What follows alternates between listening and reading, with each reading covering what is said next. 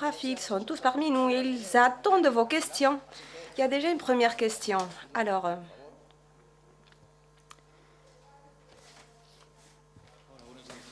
bonjour. J'ai deux questions. La toute première, nous sommes habitués par vous, Monsieur Genet. Vous nous avez habitués à faire attention aux petits détails et dans ce cas-ci aussi. Pourquoi pour vous c'est aussi important que ça, les détails, les petits détails? Et ensuite les 3D, 3 dimensions, pourquoi? Bon, je ne sais pas si je dois répéter la question. Oui.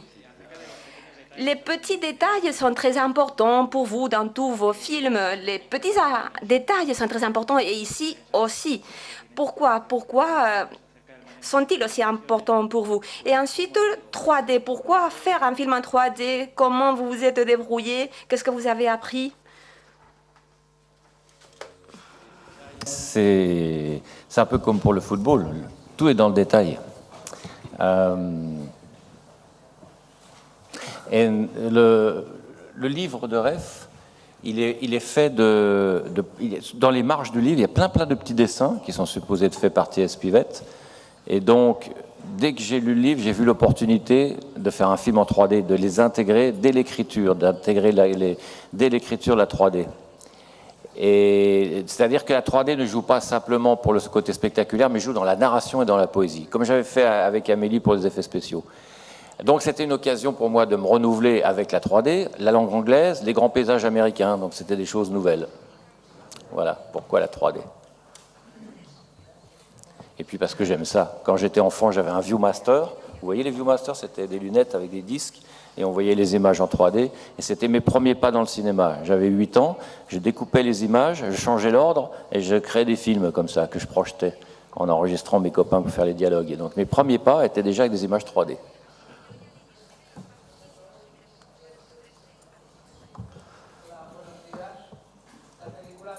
Micro.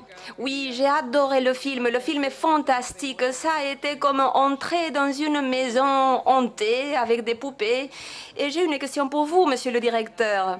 Tout d'abord, c'est votre premier film américain, entre guillemets, je crois. Et deuxième question, cet enfant, d'où est-ce qu'il sort? Il est merveilleux. Alors, ce n'est pas mon premier film américain, parce que j'avais fait Alien Resurrection with Sigourney Weaver and Winona Ryder pour 20th Century Fox, qui était un vrai film américain. Et celui-là, c'est un faux film américain. Et c'est très important pour moi, parce que effectivement, c'est un film américain, mais produit en Europe, entre la France et le Canada. Parce que pour moi, le mot le plus important dans le cinéma, c'est le mot liberté. Et c'est pour ça que je ne fais pas d'autres films américains. C'est parce qu'en Europe, on a la liberté, on a le final cut. Et ça, c'est tellement précieux. J'ai fait 7 films, et si j'exclus Alien, où j'ai fait quelques concessions, parce que c'était un film de commande, tous les autres films que j'ai faits, je n'ai pas fait la moindre concession. Ce sont mes films, j'en suis responsable à 100%. Et ça, j'en suis très fier. Voilà pourquoi aussi Almodovar préfère faire des films en Espagne, parce qu'à Hollywood, on n'a pas la liberté. Lisez en ce moment ce que disent Spielberg ou Soderbergh. Ils se plaignent parce qu'à Hollywood, tout est formaté, tout est obligatoire, on doit suivre la loi du profit, la loi vous voyez, de Hollywood. Et moi, j'ai fait un film américain avec la liberté française. Ah oui. Alors l'enfant, c'est très difficile de trouver un enfant. On a dû en voir peut-être 2 ou 3 000. On a fait un casting dans une douzaine de villes américaines et canadiennes. Et puis, je commence à désespérer. Et puis un jour, je reçois par Internet ce petit garçon qui était trop petit en taille, trop jeune, mais il y avait une magie. J'ai senti qu'il y avait quelque chose de spécial.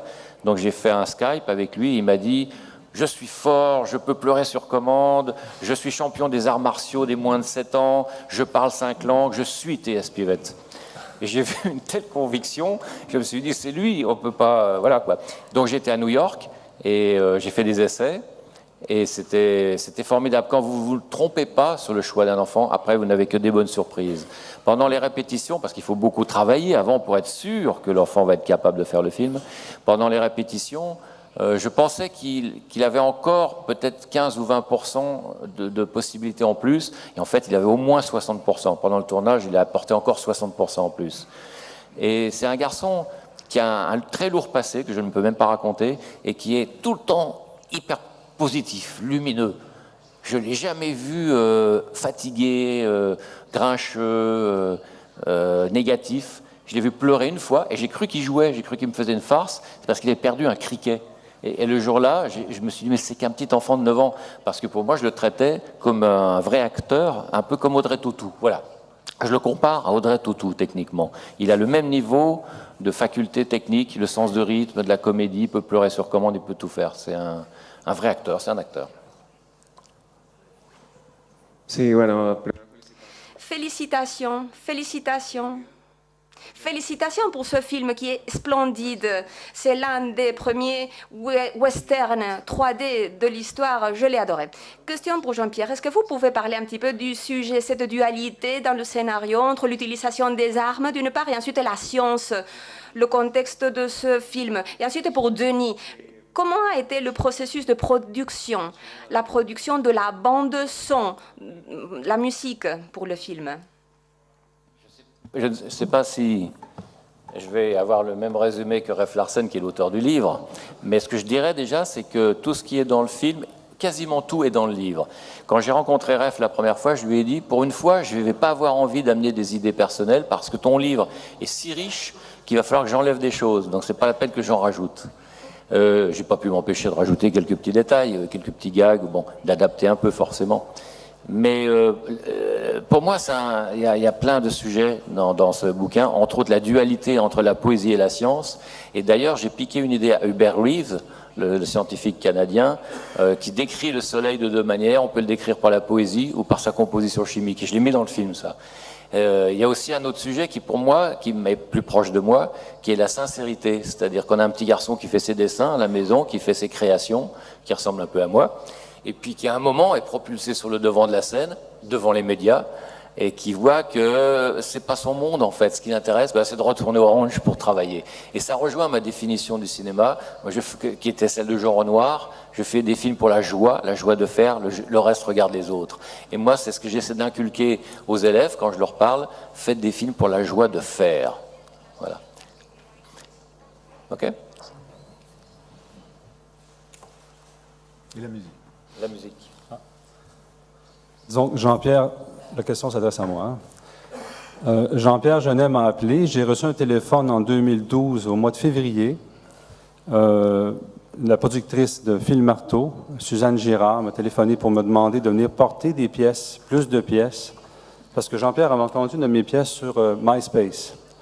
Alors, j'avais mis une pièce de... J'aime beaucoup la guitare acoustique, alors j'avais mis une pièce de fingerstyle, accompagné d'une trame de violon. Alors Jean-Pierre avait entendu cette trame.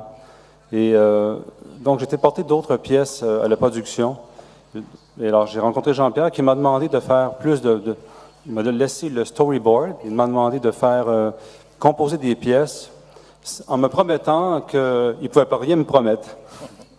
Et j'ai composé à peu près...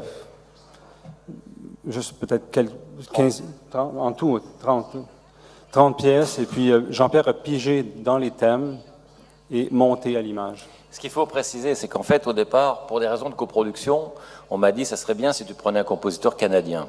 Et moi, j'avais pas envie de travailler avec les stars canadiennes qui font des musiques hollywoodiennes parce que c'est pas mon style. J'emploie jamais des musiques orchestrales avec des violons, tout ça. Donc, sur Internet, j'ai dû écouter 500 compositeurs canadiens. J'ai écouté tout. J'ai même trouvé un compositeur qui disait compose la musique et change les pneus.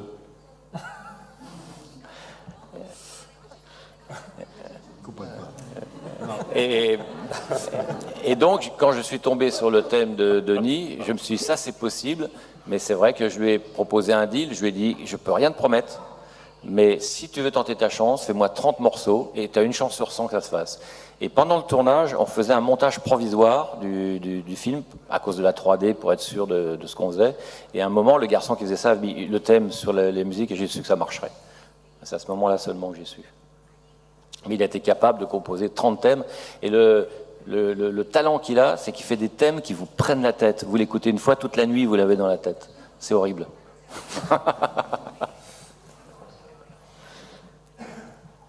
Allá atrás, sí. Bonjour, félicitations. Félicitations pour le film, j'ai beaucoup aimé.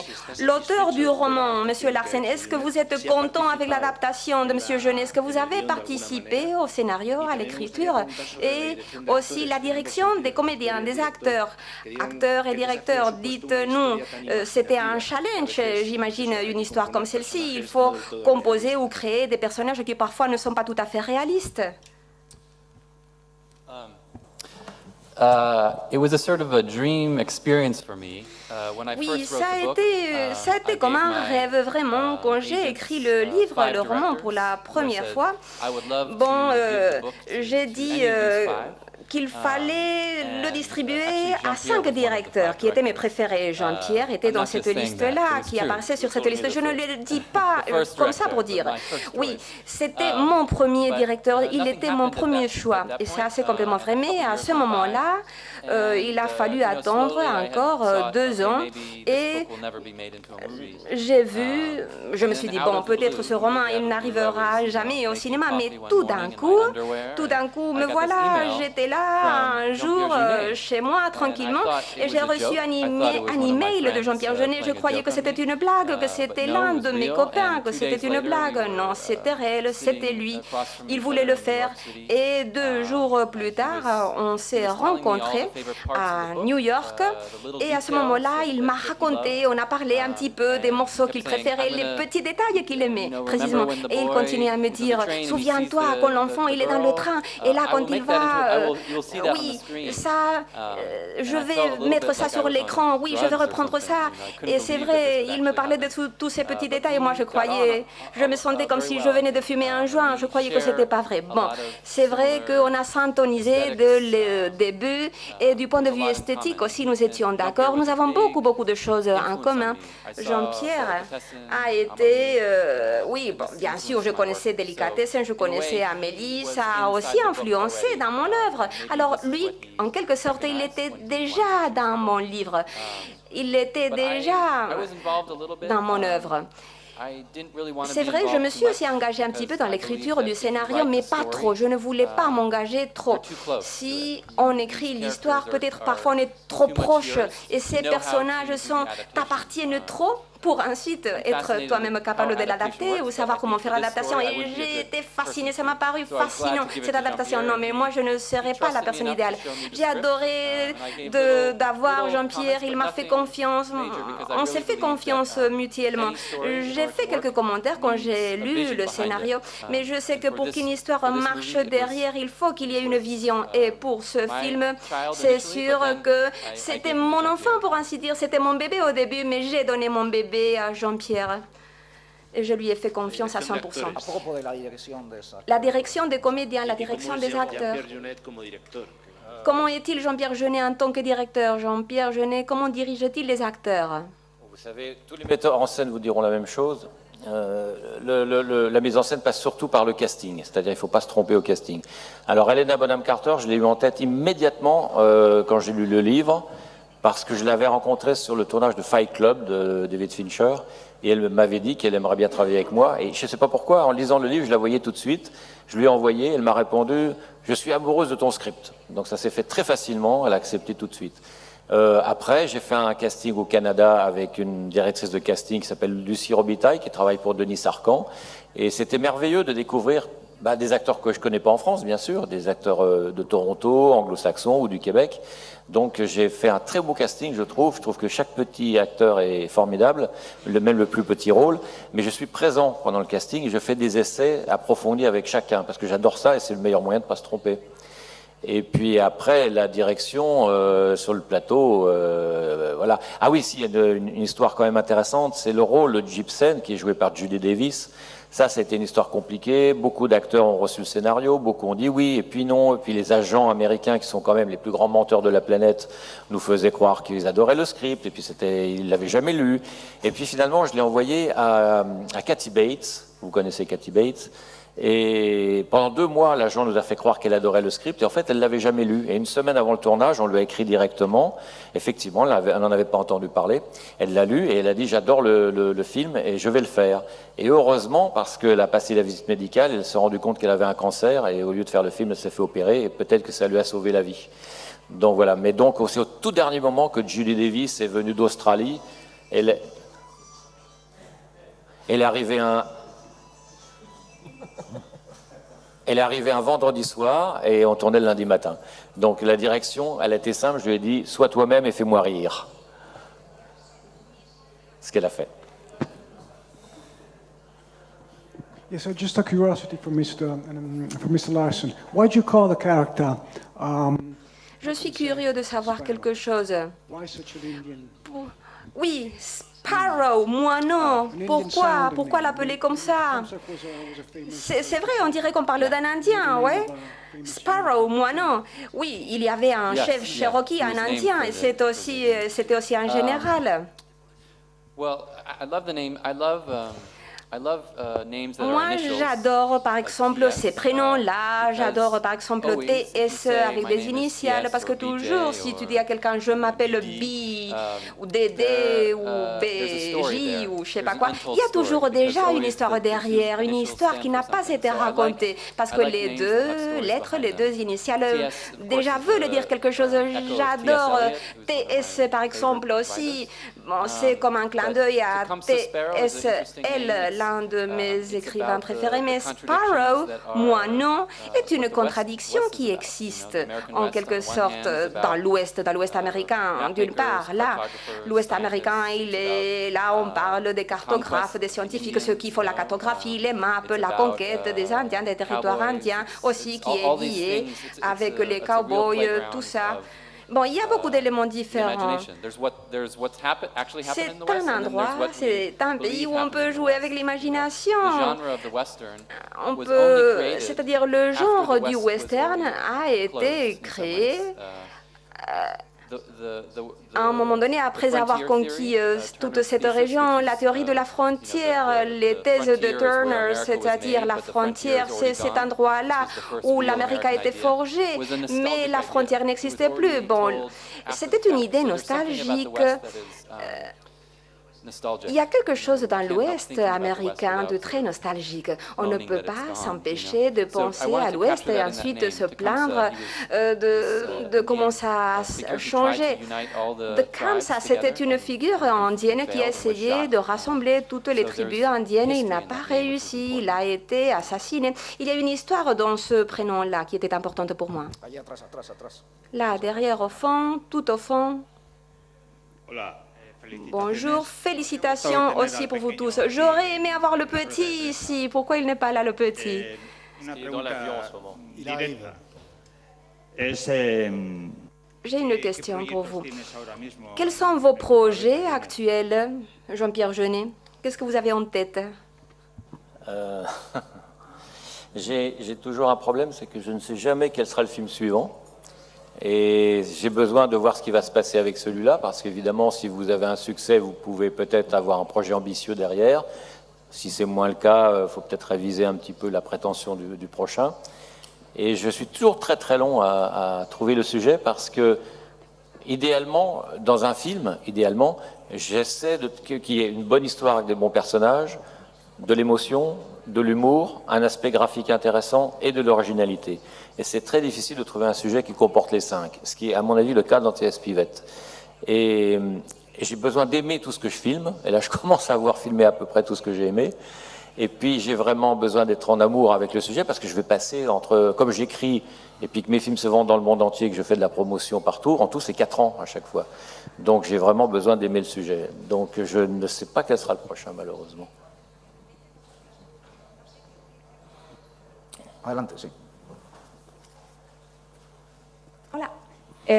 Al ver la película me ha parecido... he visto cosas que me han Dans le recordado a film, Big Fish. j'ai vu No Big sé si Fish. esas cosas J'ai pensé à vienen de Big la Fish. película, Je ne del sais libro, pas si o vous que êtes me lo he inventado d'accord, por si completo. j'ai tout inventé, mais ça m'a fait penser à ça. Vous avez vu Big Fish? Sí. Oui. Sobre todo, por ejemplo, en La niña del columpio. Il y a des poissons, mais ils sont tout petits. Si. Little Fish. Non, je sais, je vois pas de quoi vous parlez. Et quelque part, Big Fish est peut-être le seul film de Tim Burton que je n'aime pas. Donc, désolé. Pues me lo he inventado yo. Mais j'aime beaucoup. Alors j'ai dû tout inventer.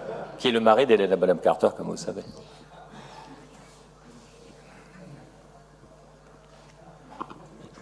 Quería que me And he was one of comentara. he was one of the 5 directors. Tim Il Burton. était l'un des 5 directeurs qui étaient Tim dans Burton. la liste. Jean-Pierre, Tim Burton, Alfonso Cuarón. Alfonso Cuarón, Who's here? Yeah, qui with est Gravity. ici, je crois, qui est ici avec Gravity. Wes- Il y avait qui d'autre? Wes Anderson. Anderson, Wes and, Anderson Guillermo del Toro. et Guillermo del Toro. Good, right? Aussi, Anyone voilà would be les good. 5. Quelle liste, hein? And, Tous les 5 um, sont formidables. Capra, but Et he's- Capra. Mais, bon. Hace poco el cine Hollywood Il y a homenajeó peu de al temps, cine Hollywood francés a en la rendu invención de hommage, Hugo, el avec cine l'invention de francés Hugo, homenajeó al le cine ciné americano. français a rendu hommage au cinéma En américain The Artist, avec The Artist. luego, Ensuite, Woody Allen, Woody rueda Allen Midnight a in tourné Paris. Midnight Usted in ahora hace una Paris. película Maintenant, vous faites un film super viniendo de américain, Francia. vous qui êtes Me gustaría français. comentar en esta Bon. relación Est-ce de que vous amor, pouvez me parler de cette reciente entre el relation cine d'amour francés y el récente entre le cinéma français et le cinéma américain?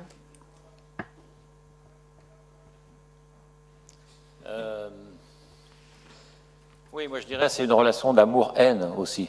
Parce que, encore une fois, comme je le disais tout à l'heure, aux États-Unis, je vous rassure, ma femme est américaine et j'adore l'Amérique. J'adore aller à San Francisco, j'adore les Américains. Mais le cinéma américain est tellement prisonnier du besoin de profit que, et je ne suis pas le premier à le dire, puisque les Américains en ce moment se plaignent de ça, que voilà, moi je revendique très fort la liberté et le besoin de faire des films d'artistes. Quand une galerie prend des peintures, le galeriste ne se permet pas de dire au peintre « tu me changes ça, tu me mets du bleu ou tu enlèves le rouge, je veux du blanc à la place ». Dans le cinéma, c'est possible, et pour nous Français, c'est intolérable. Donc vous voyez, il y a 2 cultures différentes, quoi. Ça n'empêche pas les Américains d'arriver à faire de très bons films, évidemment, mais c'est plus difficile là-bas, il faut vraiment se battre. Je sais, j'en ai fait un à Hollywood. C'est pour ça que si je peux continuer à travailler en France, je préfère. Ça n'empêche pas que j'adore les films américains, bien sûr. J'adore les grands auteurs américains, Scorsese, etc., évidemment. Et vous savez, je relisais récemment la biographie de Jean Renoir. Il disait exactement la même chose dans les années 30 et 40. Il y a toujours quelqu'un pour savoir mieux que vous ce que le public va aimer. Des phrases comme ça. J'ai l'impression que dans les années 30, il parlait de mon film qui va sortir. Donc les choses ont toujours été comme ça, quoi. Sí, la pregunta dirigida. Just, I also think, particularly this movie, Je crois is in qu'en a great particulier, tradition of ce film Europeans suit la making traduction westerns. des Some Européens of the qui best, font des I think, westerns. westerns Je crois que came l'un from des Europe. meilleurs westerns ont été faits en I Europe. wrote about Montana, J'ai écrit but I'm not aussi... from Montana. Moi, je I'm ne viens from the pas East de Coast. Montana, moi, je viens de So la côte I'm a big Est. believer in Alors moi, telling je stories crois about à places raconter where des you're not histoires, from, des because it histoires qui allows se you passent to dans des endroits a que tu ne certain connais insight pas, that if parce que you're ça from te there, you don't permet see, d'ajouter you know. des choses que les I gens think qui this sont movie là-bas is so n'ont pas interesting vues. Je crois que because, ce film est très it's made intéressant by a French parce que ça a director. été It was fait shot par un in directeur Canada, français. not even On a in tourné America, au so Canada, it's même pas aux seen États-Unis. through Alors many je crois lenses. que c'est vrai qu'il y a In that way, différentes it optiques feels, dans le film it feels qui ont like an contribué. America that you Et c'est have vrai seen, qu'on but maybe voit une never have Amérique seen. And that's what qu'on that a l'impression effect is d'avoir that I felt vue, like mais I was like peut-être pas watching, tout à fait. Et voilà l'effet que ça through a produit, comme Viewmaster si a on little bit, you know, regardait à it felt travers like ce you were watching Viewmaster, comme si on cinema. était en train de regarder And I du think that's cinéma. an Et je important crois part of que ça aussi, c'est une partie importante. Sí, la película va dirigida a Thomas. Oui, pour Quisiera Thomas. que nos hablara sobre cuál fue Pouvez-vous para nous él parler el un principal petit reto peu como de director de l'enjeu, le fotografía? plus grand enjeu Si comme tuvo en directeur mente de la siempre esa photographie? idea de Et est-ce que vous aviez sacarle toujours en tête una mayor l'idée cantidad de efectos y l'idée poder darle una profundidad de de donner campo, pouvoir lo que tiene que d'image ver à con- cette con la profondeur técnica de champ dans cette technique de TD? Comment avez-vous travaillé? C'était surtout Jean-Pierre qui m'a demandé à notre premier rendez-vous, par rapport à la profondeur de champ, avoir énormément de profondeur de champ, parce qu'il aime ça et parce que ça marche beaucoup mieux pour la 3D, de ne pas avoir des premiers plans flous ou des arrière-plans flous. Sinon, pour l'image du film, qu'est-ce que je peux raconter? C'est sûr que c'était important d'être à la hauteur, déjà, de l'univers de Jean-Pierre. Ça, c'était très important pour moi. Après, il a beaucoup travaillé avant mon arrivée, donc les repérages, beaucoup de choses ont été définies bien avant. Donc c'était assez facile, entre guillemets, pour moi, enclencher là-dedans et continuer le travail avec lui et des décors, mes plans de lumière. Donc c'était pas très compliqué parce qu'il y avait tous ces travaux qui étaient faits avant. Je peux vous dire comment j'ai choisi Thomas, parce que avant j'avais travaillé avec Darius Khondji, le grand chef opérateur, puis avec Bruno Delbonnel, et Delbonnel était occupé parce qu'il avait fait le film de Tim Burton et puis après le film des frères Cohen. Donc s'il était reparti sur un troisième film aux États-Unis, sa femme demandait le divorce. Donc j'ai dû trouver un nouvel opérateur. Alors je connaissais plein d'autres, mais là j'ai fait quelque chose, encore une fois, grâce à Internet. J'ai regardé les bandes de présentation de tous les opérateurs qui travaillent en France. J'ai dû en voir au moins 400. Et j'ai oublié qui je connaissais et j'ai choisi celle qui me plaisait le plus. Voilà, simplement, objectivement.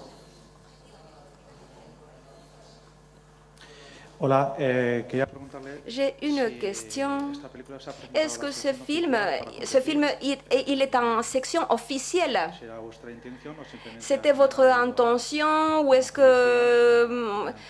Bon, qui a décidé de venir à la section officielle, d'être le film de clôture?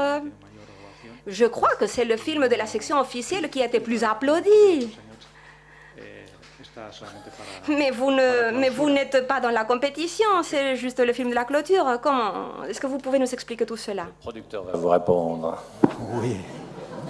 Bah, je crois que c'est une décision commune entre la société Gaumont qui s'occupe des ventes de ce film et qui l'a coproduit avec nous, et puis le distributeur espagnol. Et puis Saint-Sébastien est une très belle tribune. Le film... faire la clôture, c'est un moyen d'être mis à l'honneur sans rentrer dans une notion de compétition qui n'était pas du tout dans les objectifs de présentation de ce film. Il s'agissait juste de faire la première mondiale. Et voilà, la Concha abrite bien pour une première mondiale.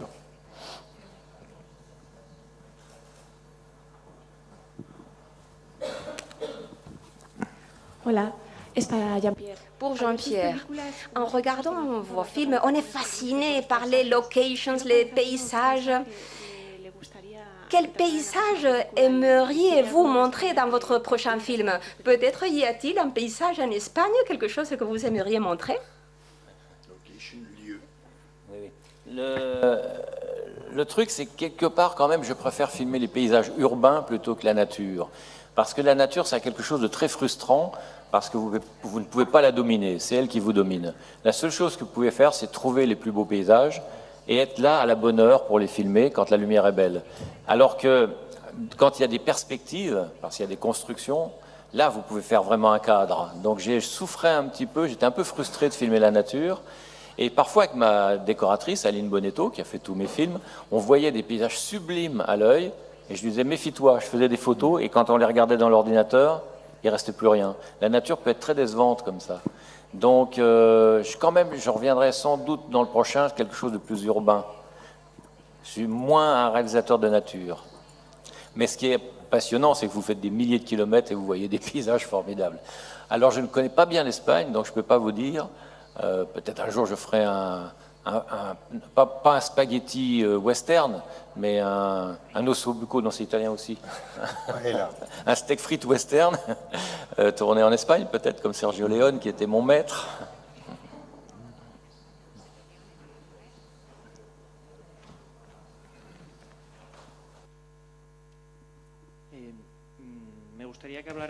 Est-ce que vous pouvez parler de Dominique Pinon? C'est un plaisir de le revoir. Qu'est-ce que vous lui avez dit? Vous lui avez dit, j'ai fait un personnage spécifiquement pour toi, ou est-ce que vous lui donnez des personnages pour qu'il choisisse lui-même? J'ai retrouvé un email récemment de Ref qui me dit Dominique Pinon évidemment va jouer dans le film, il serait parfait pour le Vagabond. Tout de suite, il y avait pensé aussi. Et c'était le plan de travail était très compliqué pour ce film pour différentes raisons. Et donc, Dominique, à un moment, ne pouvait plus jouer le rôle parce qu'il était pris au théâtre, il ne le savait pas. Donc, on a failli le perdre et c'est Ron Perlman qui devait le remplacer. Et puis finalement, on a réussi à trouver les 2 jours, mais il est arrivé de Paris. Il a tourné la nuit suivante, et il a repris l'avion pour aller à sa première au théâtre à Paris. Heureusement, il est bon en anglais parce qu'il a fait ses études aux États-Unis et donc il avait bien travaillé le rôle et il était parfait. Et on lui a fait son look en une soirée aussi très rapidement. Mais Dominique Pinon, je le prends dans chaque film. C'est pas par superstition ou par amitié, c'est parce qu'à chaque fois il me surprend, à chaque fois il m'étonne. Donc je vois pas pourquoi je me passerais de ce plaisir.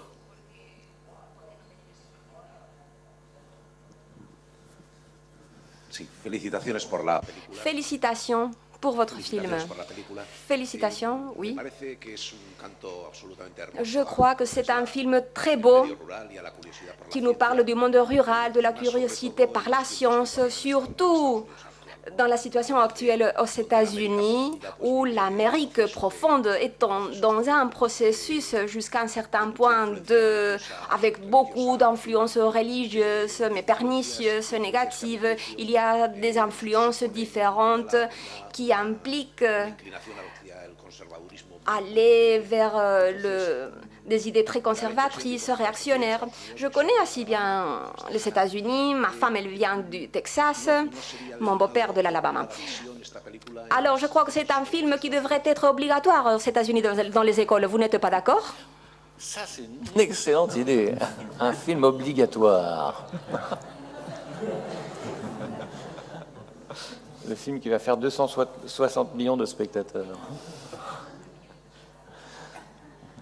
Est-ce que Ref, do you want to answer?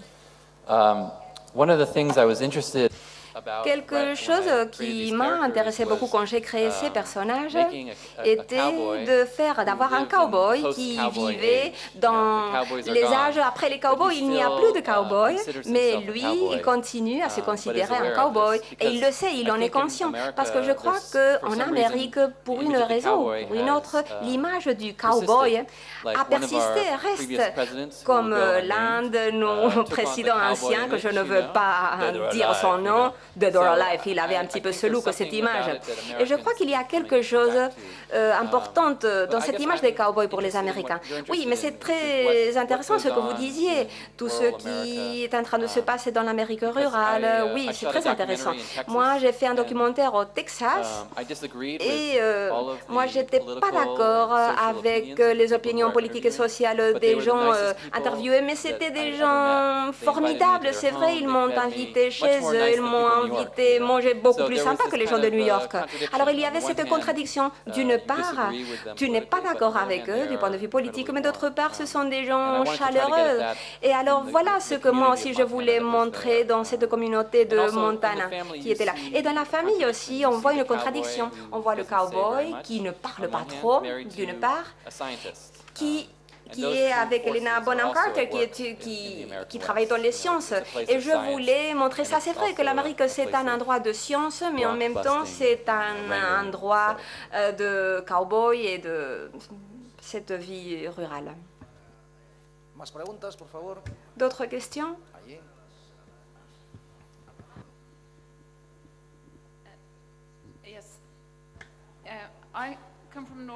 Moi, je viens de la Norvège. Ralph Larsen, ce nom, c'est très, ça vient de la Norvège, votre nom, c'est une petite curiosité. Oui, mon père, il est là, mon père. Non, mon grand-père venait de la Norvège, mon grand-père. Et il est parti avec la Deuxième Guerre mondiale. Il a dû prendre un petit bateau, il est allé à New York, c'est une histoire incroyable. Et dans mon nouveau roman, je parle un petit peu de cette histoire-là. Alors, je crois que je viens d'une histoire intéressante et voilà pourquoi quelque chose qui m'intéresse beaucoup, c'est les gens qui se déplacent, qui vont au-delà des frontières, des océans.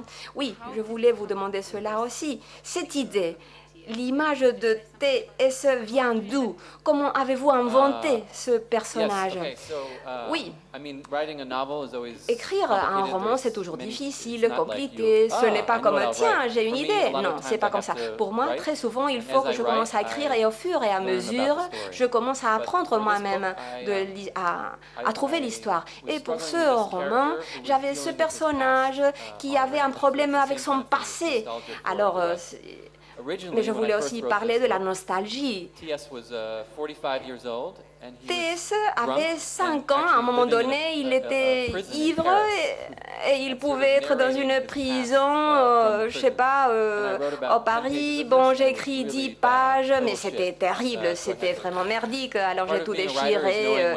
Alors, moi, je suis un écrivain et parfois, bien sûr, je sais quand ce que j'écris n'est pas bon du tout. Et j'ai dit non, non, non, non, il n'a pas ni 45 ans, il n'est pas en prison. Non, non, je veux un personnage qui n'a que 12 ans. Il est encore en Amérique et il a des difficultés avec son père qui est très difficile. Alors voilà ma décision faite. Et à ce moment-là, j'ai commencé à entendre la voix de T.S. J'étais déjà directement avec lui. Et ce que j'ai adoré dans ce film, c'est qu'on est capable d'entrer dans la tête du petit, de T.S. Tu peux sentir, comprendre sa lutte, ce qu'il cherche et aussi comment il est malheureux. C'était dans le livre et c'est dans le film aussi. Further questions, please. ¿Hay alguna pregunta más? Nadie se anima. Alors, merci beaucoup. Thank you very much. Eskerrik asko. Gracias.